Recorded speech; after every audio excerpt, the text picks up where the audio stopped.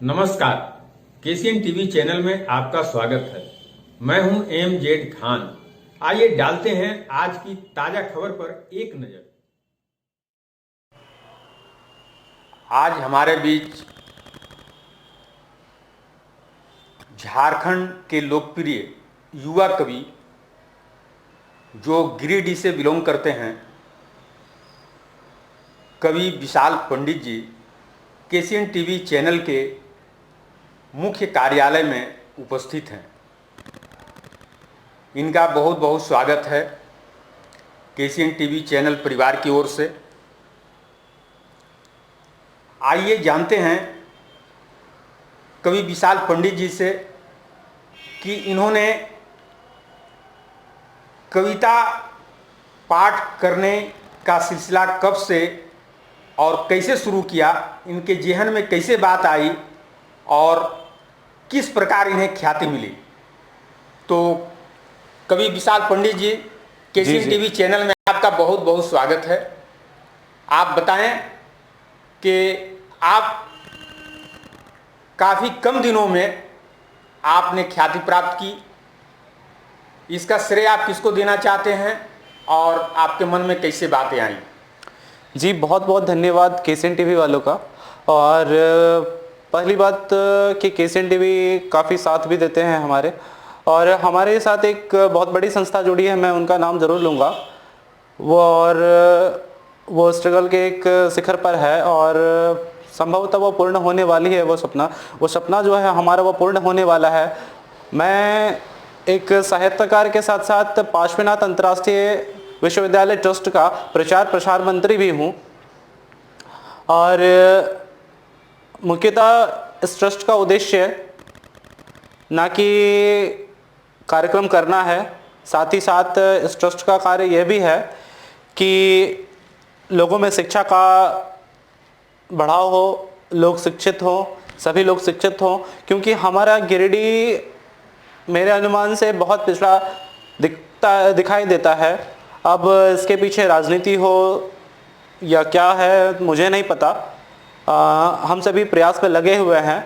और साथ ही साथ मैं केसीएन टीवी वालों पर अपने परिचय से शुरुआत करता हूं कि मेरे परिचय की बात करूं तो ना नाम याद रखना, ना पैगाम याद रखना एक छोटी सी आरजू है आप सभी से कि केसीएन टीवी का नाम याद रखना। बहुत बहुत धन्यवाद। और जैसा कि जहीर भाई बहुत प्रिय हैं हमारे, और जहीर भाई पूछ रहे थे कि मेरी कविता कहाँ से प्रारंभ हुई, तो मैं बताता हूँ कि जहीर भाई, मैं जब कक्षा 4 में पढ़ता था जी, और कक्षा 4 से जब मैं हिंदी पढ़ना सीख गया, तब कई लेखकों की कहानियों और कविताओं को पढ़ता था। तो मैं सोचता था कि ये सारी कविता क्या इस पर ही छपी रह सकती है, मेरी नाम छप सकती है या नहीं। जी। तो मेरा एक सपना था कि मेरा भी नाम किताबों पर छपे। कई लेखकों के नाम आते थे, प्रेमचंद्र और ऐसे कई लेखक हैं जिनके नाम देखने को आते थे। तो कई लोग कहते थे, उनकी जीवनी को पढ़ता था तो मुझे देखने को मिलता था कि वो लोग का तो काफ़ी उम्र के बाद वो लोग साहित्य स्टार्ट किए। तो कई लोग कहते थे कि ये बूढ़े बुजुर्गों का काम है। तो मैं सोचता था वाकई में साहित्य जो है ये बूढ़े बुजुर्गों का काम है। परंतु ये सारे चीज़ों को छोड़ करके मैं एक तरह से मैं इस पे आत्मीय हो गया था, एक शौक सा बस गया था। घर में ऐसे लोग चाहते थे कि मैं भी मेडिकल करूं। एक्चुअली मेरी सच्चाई ये है कि मेरे पिताजी नहीं हैं, और मैं जब छोटा था, मैं जब 1.5 वर्ष की उम्र में था, तो मेरे पिताजी एक रोड दुर्घटना की वजह से का देहांत हो गया। उसके बाद से मेरा जो बोकारो ननिहाल पड़ता है, और ननिहाल में ही मेरे नाना जी मुझे ले गए वहाँ, और घर से भी बहुत सपोर्ट मिला मुझे, मेरी दादी का, मेरे दादाजी का और कई लोगों का बहुत सपोर्ट मिला। और पूरी की पूरी शिक्षा मैंने बोकारो में हासिल की, और मैं बोकारो 9D विद्या मंदिर से पढ़ा हुआ हूँ। और विद्या मंदिर एक ऐसा विद्यालय है जो प्रत्येक चीज़ों में परिपूर्ण कर देता है बच्चों को। और मैं किसी को भी सलाह देता हूँ तो मैं यही कहता हूँ कि वह विद्या मंदिर जाए। वाकई में ऐसे कई विद्यालय हैं जो अच्छा प्रयत्न करते हैं अच्छी शिक्षा देने के लिए। और खैर कोई नहीं, मैं अपनी साहित्य पे बात कर रहा हूँ तो मैं साहित्य को बताता हूँ। जब मैं देखा करता था कि इन सारी चीज़ों को कि वो इन बड़े बड़े लेखकों का नाम छपा है, तो मैं मेरे एक जो ट्यूशन टीचर थे मैं उनको बोला कि सर ये कैसे छपता है। तो वो बोले कि ये क्यों नहीं हो सकता है, ज़रूर हो सकता है, तुम भी मेहनत करो। मैं बोला ठीक है सर, वाई नॉट, क्यों नहीं करूँगा। तो क्या करना पड़ेगा। वो बोले कि लिखो, कविता लिखो।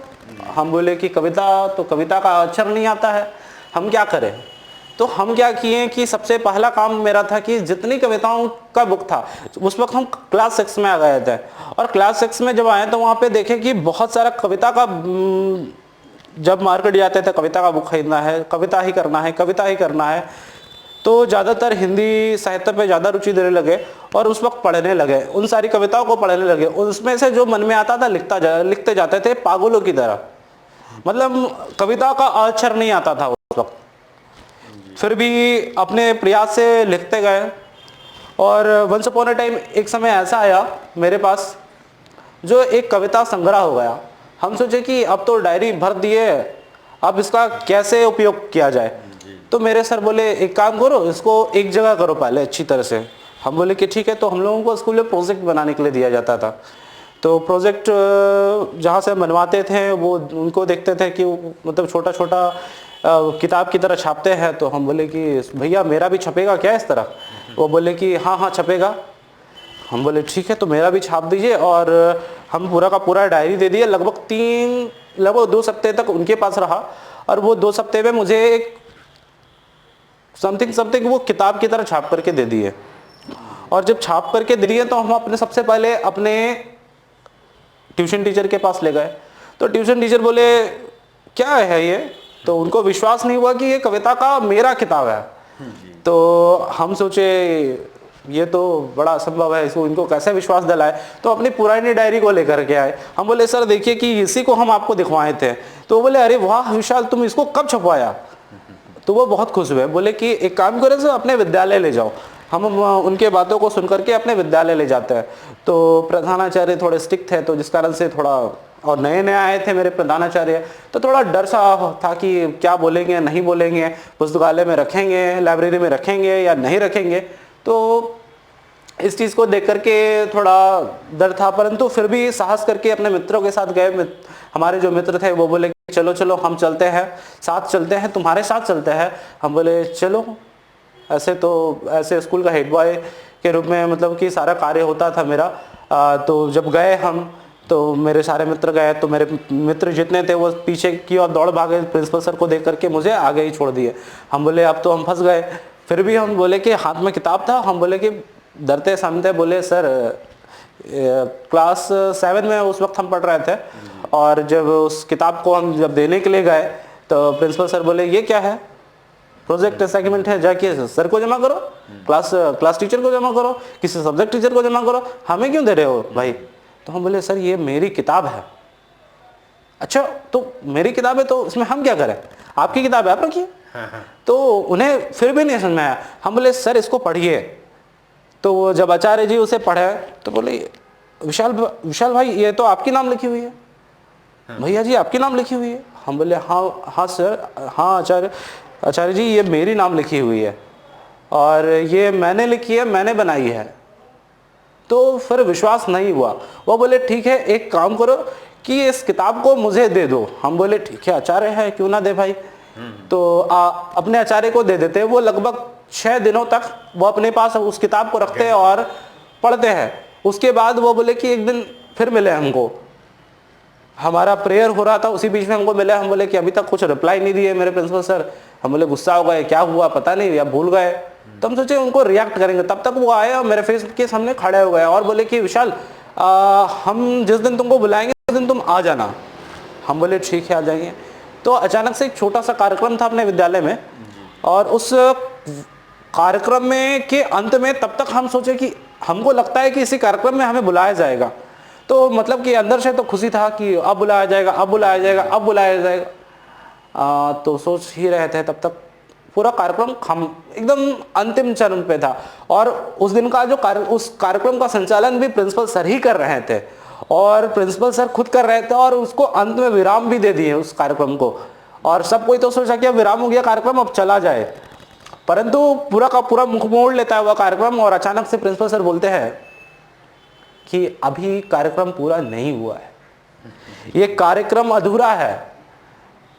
तो अचानक से इनविटेशन आता है, और मेरे एक आचार्य थे, वो माइक ले लेते हैं हाथ पर, उनका नाम शुभ नाम होता है अजय पाठक, और वो हाथ पर ले लेते हैं और कहते हैं हमारे विद्यालय का एक ऐसा छात्र है जो कि हिंदी पे आज भी जोर दे रहा है। ऐसे तो आज तक हम भी समझते थे कि ये साहित्य जो है ये बूढ़े बुजुर्गों का चीज़ है, मगर हमारे बच्चे भी करने लगे हैं साहित्य। और पूरे गर्व के साथ और सारे आचार्य एक जगह आ जाते हैं, और उस दिन सम्मानित भी किया जाता है। साथ ही साथ सम्मानित करने के साथ साथ उसी दिन मेरे पुस्तक को उस विद्यालय में ही नहीं, अन्य विद्यालयों में भी पहुंचाने का कार्य वो आचार्य बोले कि हम अदर विद्यालय में भी प्रयास करेंगे, इसे छपवा करके भिजवाएंगे। और यहाँ तक ही नहीं, वो बोले कि मेरे विद्यालय के संबंधित जो भी पत्रिकाएं छपती है उस पत्रिकाओं में मैं दूंगा। तो ये मेरा यहीं से जिज्ञासा आपकी बढ़ी। हाँ, मेरी जिज्ञासा यहीं से बढ़ी, मेरा जो हौसला था। परंतु वो तब तक मेरा किताबों पर ही जो था, कलम कॉपी डायरी, कविता वहीं तक रह गई। फिर जब धीरे धीरे वर्ग क्लास 12th में आए, तब तक तो पढ़ाई चल रही थी, तो साइंस के विद्यार्थी हैं। तो जब साइंस के विद्यार्थी हैं तो आप समझ ही सकते हैं कि कितना मेहनत करना पड़ता है। तो नीट का कुछ वर्ष तैयारी भी किए, परंतु धीरे धीरे देखे कि अब फिर सोचे कि जब दूसरे लोगों को देखते थे तो हम सोचते थे कि अरे ये लोग इतना दूर पहुंच गए। तब कुछ स्टेज आर्टिस्ट को देखे तो हम सोचे कि अब हमें भी मंच पे आना चाहिए। तो उस वक्त हम 12वीं कक्षा में ही पढ़ रहे थे, धीरे धीरे मंच पे आना स्टार्ट ही किए थे। मतलब कि हम क्लास 6 से ही मंच पे हैं, परंतु उस हौसले के साथ कविताओं को नहीं पढ़ पाते थे जिस हौसले के साथ पढ़ना चाहिए बड़े बड़े लोगों के बीच में, मंत्रियों के बीच में। तो जब देखते थे तो हमें भी मन करता था कि हम भी पढ़ेंगे। तो इस जिज्ञासा के कारण से मेरे एक आचार्य थे ओम प्रसाद। वो ओम प्रसाद आचार्य वो कबीरदास की कवि पंक्तियों को इतनी सुंदर तरह से बखान करते थे और सुनाते थे। उनसे मोटिवेशन मिला। वो बोले विशाल एक काम करो, तुम करो, तुम में वो जज्बा है, तुम कर सकते हो। विद्यालय के किसी बालक को हम नहीं बोलते हैं, वो किसी से ज़्यादा बात नहीं करते थे। वो एक ही कुछ होता था, एक ही बात बोलते थे, बस उससे ज़्यादा कुछ नहीं बोलते थे। और मैं भी समझता हूँ कि जो अच्छे पढ़े लिखे और एक समझदार व्यक्ति पूरे तर्क के साथ कहते हैं, तो मैं एक तरह से गुरु तो है ही। और जब अधिक समय ना लूँगा आप सभी का, तो जब ये सिलसिला चलता रहा, एक समय once upon a time 12th का मेरा अंतिम चरण था और 15 अगस्त का कार्यक्रम था। 26 जनवरी का कार्यक्रम था। उस 26 जनवरी के कार्यक्रम में एक मेरे आचार्य है जितेंद्र मिश्रा। उस जितेंद्र मिश्रा आचार्य ने मुझे कहा कि विशाल आपकी कविताएं बहुत अच्छी है। हम बोले आचार्य जी आप अगर जोर दे दे, हमें पे ध्यान दे दे तो और अच्छी हो जाएगी। तो वो बोले कि अच्छा ठीक है, हम भी कविता लिखते हैं। हम बोले ठीक है आचार्य जी, हमको हेल्प कीजिए। तो वो कुछ 4 पंक्तियां लिख कर दिए। बोले कि विशाल अगर पंडित में अगर कविता बनता है तो बना दो। हम बोले ठीक है, बनाते हैं, प्रयास करते हैं, और जहां त्रुटि होगा हम उसको सॉल्व करेंगे। हम बोले ठीक है। तो उसको हम उस कविता का जो पंक्ति था उसको निवेदित करते हैं हम कि कातिलों की मुक्ति का विधान हो गया यहाँ, कातिलों की मुक्ति का विधान हो गया यहाँ, इस रिवॉल्वर ने देश को डरा दिया। ये कविता लंबी है और तो मैं अधिक समय नहीं लूँगा। मैं चाहूँगा कि जल्द से जल्द आप सभी के साथ तक पहुँचूँ, आप सभी के दिल तक पहुँचूँ। और ये पंक्तियाँ थी और इन पंक्तियों पर मैंने कविता रची। और मेरे आचार्य जो थे वो बोले कि एक मेरे जो वर्गाचार्य थे वो बोले कि विशाल मंच पर कविता नहीं करना। हम बोले मेरा तो दिल टूट गया कि कविता के लिए हम क्या नहीं किए। 10 दिनों से मेहनत कर रहे हैं, इस कविता को रट रहे हैं और ये बोल रहे हैं कि कविता नहीं करना है। मेरा तो मन तो एकदम हौसला गया गिर। हम बोले, और वो मैथ के आचार्य थे, परंतु फिर बोले नहीं, परंतु मन तो मान नहीं सकता है। फिर बोले आचार्य जी आप ही बताइए क्या करेंगे। तो वो बोले कि विशाल एक काम करो पंडित, तुम हम लिख के देते हैं, तुम उसी को पढ़ना। हम पूरी की पूरी पेज को पढ़े, पृष्ठ को पढ़े, तो उसमें सिर्फ पूरा का पूरा भाषण ही लिखा था। तो हम बोले ये तो मेरे लायक का है नहीं। फिर भी हम बोले कि ठीक है आचार्य जी दीजिए, इसका भी तैयारी करते हैं। तो वो तैयारी करवाए, सुने 4-5 बार 10 बार सुने वो। और सुनने के बाद जब मंच पर चढ़े हम, उस दिन के कार्यक्रम के मुख्य कार्यक्रम में जब चढ़ गए, तो जब नीचे प्रधानाचार्य और अतिथिगण बैठे हुए थे, तो उस कार्यक्रम में भाषण तो दिए, परंतु उसके अंत में दिल नहीं माना और उस कविता को पढ़े। और जब लोगों ने पसंद किया इस कविता को, और जब अतिथि महोदय भी थे वो बोले कि ये कविता नहीं है और ये कविता किसकी है, तो वो आचार्य कह रहे हैं कि इन्हीं की है, इन्हीं की है। प्रधानाचार्य भी बता रहे हैं। हम लेते हैं एक ब्रेक के बाद फिर मिलेंगे और बात करेंगे युवा कवि विशाल पंडित जी से।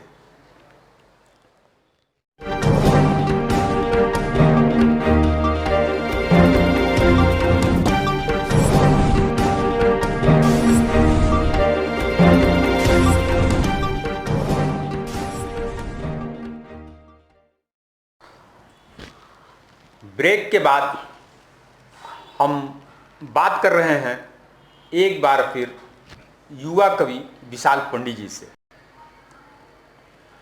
आइए जानते हैं, अभी तक आपने इनका जीवन परिचय सुना, कहाँ से इन्होंने शुरुआत की, कैसे शुरुआत हुई, कैसे जिज्ञासा बढ़ी, कैसे लोकप्रिय हुए, और आज बस कविता ही कविता इनकी ज़िंदगी का एक अहम हिस्सा बन गया है। जी हाँ, तो विशाल पंडित जी, आप हमारे दर्शकों को, केसीएन टीवी चैनल के दर्शकों को आप अपनी एक ऐसी कविता प्रस्तुत करें जिस पर आपको एक नाज है और ख़ास है वो कविता। जी जी, बहुत बहुत स्वागत है केसीएन टीवी परिवार का और केसीएन टीवी के दर्शकों का। मैं सभी का स्वागत करता हूं और चार पंक्तियां, कुछ पंक्तियों से स्टार्ट करता हूं जो हमारे गुरु, एक हमारे बड़े भाई हैं जो मधुपुर के रहने वाले हैं और बीएसएल प्लांट के सीनियर असिस्टेंट मैनेजर हैं के पद पर अभी हैं। कविताओं के महफिल में से जुड़े हैं और कविताओं के महफिल में जमने का जो रास्ता है वो उन्होंने ही दिया है मुझे। वो कार्यरत होने के कारण से समय बहुत कम दे पाते हैं, तो उनकी पंक्तियों से मैं प्रारंभ करना ज़्यादा पसंद करूंगा भैया जी। उनका कहना क्या है और मुझे कैसे बनने को कहते हैं मैं बताता हूं उन्हीं के पंक्तियों में।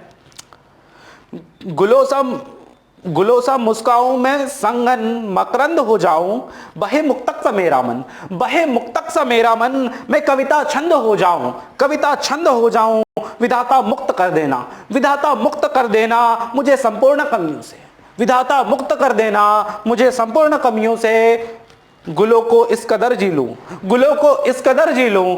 अंत की पंक्तियों में दम दीजिएगा कि गुलों को इस कदर जी लूं कि विवेकानंद हो जाऊं, विवेकानंद हो जाऊं। और अक्सर वो ये भी कहा करते हैं हमें कि हमें कभी भी किसी भी परिस्थिति में हार नहीं माननी चाहिए। तो उनकी पंक्तियां है कि कंटकों में गुल खिलाना जिंदगी है, पंख से पंकज बनाना जिंदगी है, रक्त अश्रु श्वेत कण से भींग करके अग्निपथ पर मुस्कुराना जिंदगी है, अग्निपथ पर मुस्कुराना जिंदगी है। और इन्हीं पंक्तियों के साथ मैं अपनी पंक्तियों के साथ जोड़ता हूं। मैं हिंदुस्तान और भारत माता की बात करता हूं, किसी धर्म या जाति या राजनीति का विरोध नहीं करता हूं, और अगर विरोध करता हूं तो उन का ही विरोध करता हूं जो गलत कर रहे हैं आज के समाज में। तो मैं चार पंक्तियों से आपको जोड़ता हूं कि मैं हिंदुस्तान जिंदाबाद लिखता हूं। मैं पहले कविताओं मैं अपनी रचनाओं से जोड़ता हूं जो अभी हाल में लिखा है मैंने। भारत के वीर सपूतों, मैं पटेल का बेटा हूं, तेरे बलिदानों की स्मृति में शीश काट रख देता हूं, तेरे बलिदानों की स्मृति में शीश काट रख देता हूं।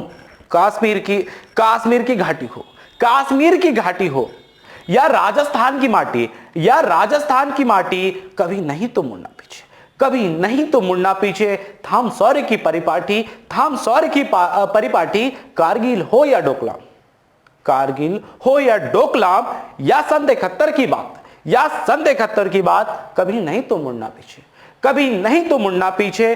शत्रु वक्ष पर रखना लात, शत्रु वक्ष पर रखना लात, है भारत के वीर सपूतों, है भारत के वीर सपूतों।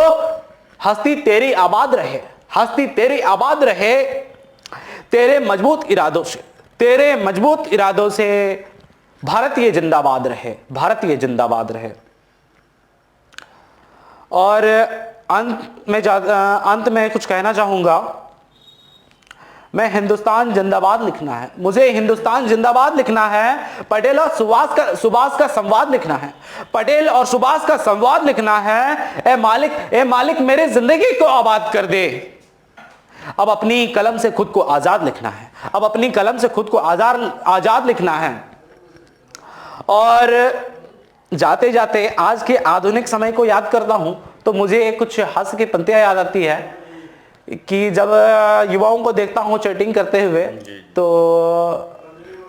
कुछ याद आती है ये ऐसी कि ऐसे इसमें तो काफी, तो आप सभी को जोड़ता हूं कि हमने फेसबुक व्हाट्सएप से चैटिंग कर रखी थी, हमने फेसबुक व्हाट्सएप से चैटिंग कर रखी थी। मुझे मालूम था वो बेवफा निकलेगी, वह बेवफा निकलेगी, इसीलिए तो हमने उसकी सहेली से सेटिंग कर रखी थी, इसीलिए तो हमने उसकी सहेली से सेटिंग कर रखी थी। और अंत में जाते जाते आप सभी को दो पंक्तियां निवेदित करता हूं कि लहू गर्म है मस्तक शीतल, मुझको यही गुमान है, लहू गर्म है मस्तक शीतल, मुझको यही गुमान है। मेरी धमनियों में धड़कन में बसता हिंदुस्तान है। और महादेव के नगरी के बगल से आता हूं तो मेरी पंक्तियां क्या कहती है और मेरा मन क्या कहता है कि अंग्रेजों की बोतल से मैं दूर रहता हूं, अंग्रेजों की बोतल से मैं दूर रहता हूं, इसीलिए तो महाकाल के नशे में चूर रहता हूं, इसीलिए तो महाकाल के नशे में चूर रहता हूं। और अधिक समय ना लेते हुए आप सभी को बहुत बहुत धन्यवाद कि इतने समय तक आप सभी मेरे साथ जुड़े रहे। और पुनः आशा करूंगा और पुनः मैं आप सभी के साथ जुड़ूंगा। बहुत बहुत धन्यवाद आप सभी का, फिर मिलेंगे। तो आप देख रहे थे, आपके साथ जुड़े हुए थे केसीएन टीवी चैनल के कार्यालय में झारखंड के गिरिडीह से आए हुए युवा कवि विशाल पंडित जी। इनका बहुत बहुत धन्यवाद। इसी के साथ इस कार्यक्रम को विराम देता हूं। आज के लिए बस इतना ही। हम फिर मिलेंगे नई और एक्सक्लूसिव खबर लेकर। आप बने रहें केसीएन टीवी के साथ, हम बने रहेंगे आपके साथ।